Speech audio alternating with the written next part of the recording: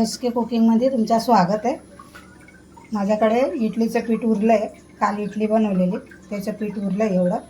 आता त्याच्यात आपण ढोकळा बनवूया. गाजर घेतलं आहे,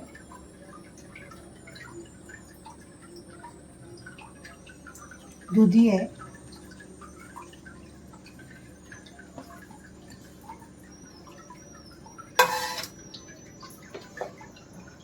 आणि 3 चमचा आपण रवा घेऊया, म्हणजे ढोकळा चांगला फुगून येणार असं.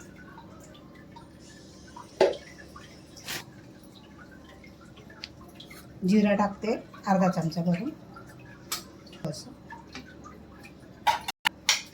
अद्रक लसूण आणि मिरचीची पेस्ट करून घेतली आहे, हे सगळे टाकून देते.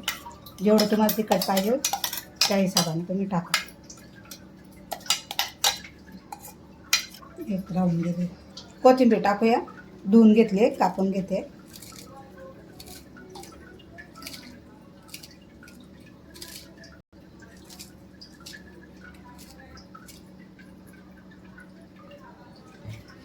ऑलरेडी मीठ आहे पिठामध्ये, तर आता आपण लागलं तेवढंच टाकूया.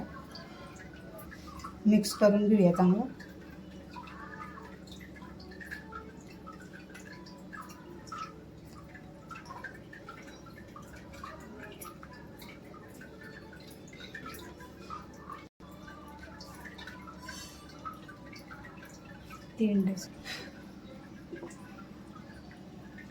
आता माझ्याकडे अशी भांडी आहेत, हे बघा, ढोकळाची अशी भांडी आहेत, पकडणार सारखे 3 भांडी आहेत.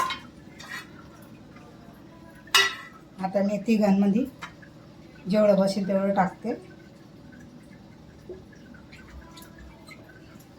थोडं तेल लावून घेऊया.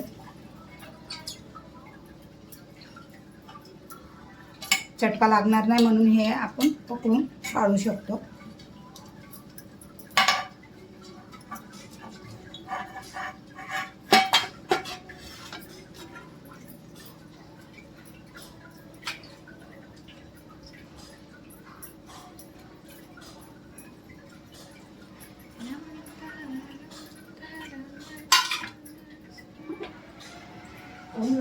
मस्त बॅटरमध्ये मी पाणी वापरलं नाही आहे. दुधीचं पाणी सुटतं ना, म्हणून मी पाणी वापरलं नाही. ह्याच्यात काय आपण सोडा बिळा काय टाकला नाही आहे. एकदा अजून फेटून घेऊया.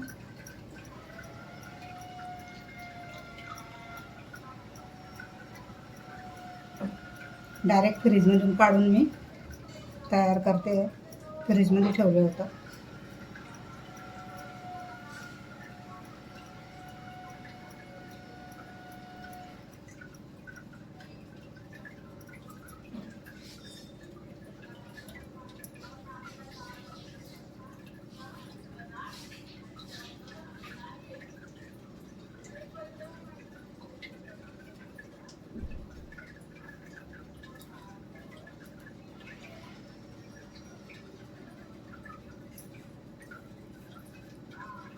दोन भांड्यामध्ये आले.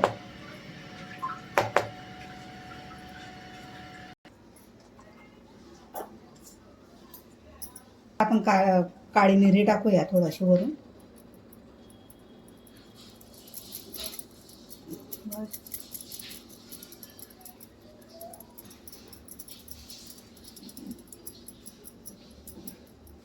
घरीच बनव.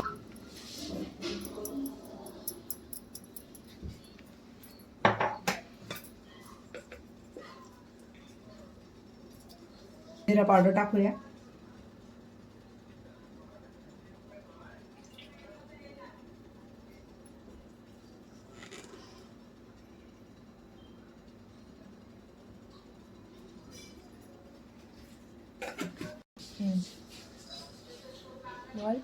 लाल मिरची घालूया थोडी.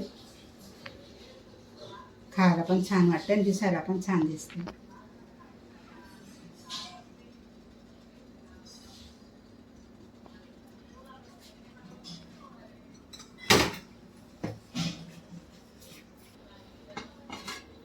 पाणी पण गरम झालंय आपलं छान.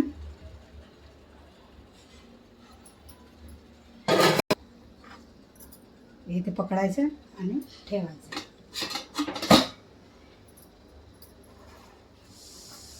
आणि हे त्याच्यावर ठेवायचं 15 ते 20 मिनटं. 15 ते 20 मिनटं राहू देऊया आपण.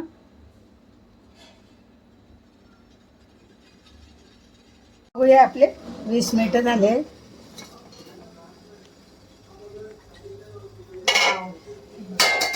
छान फुगला आहे.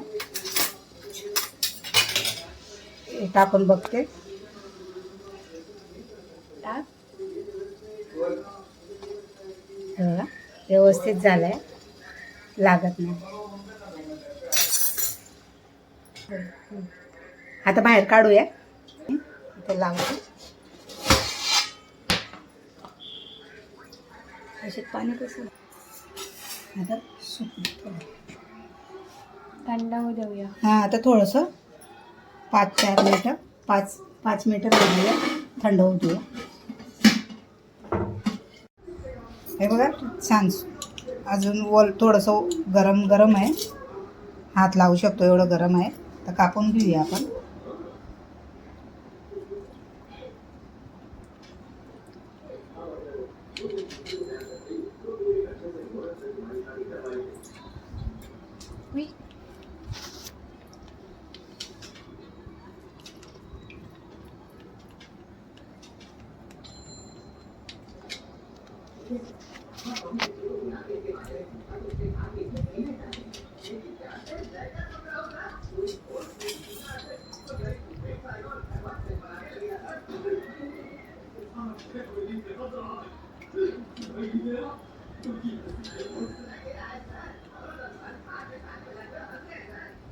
हे तुम्ही तुमच्याकडे ताट असेल ना, ताटात पण बनवू शकता. मी पहिले ताटातच बनवायची.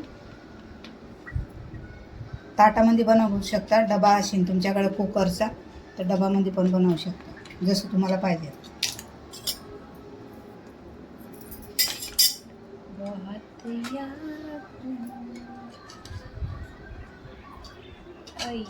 काप.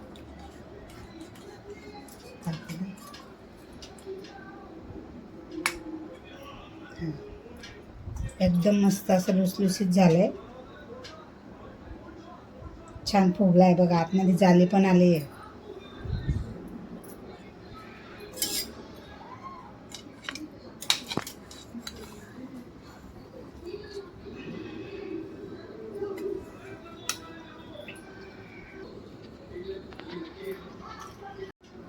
हे बघा आता मी सर्व करत नाही, याच्यातच दाखवते.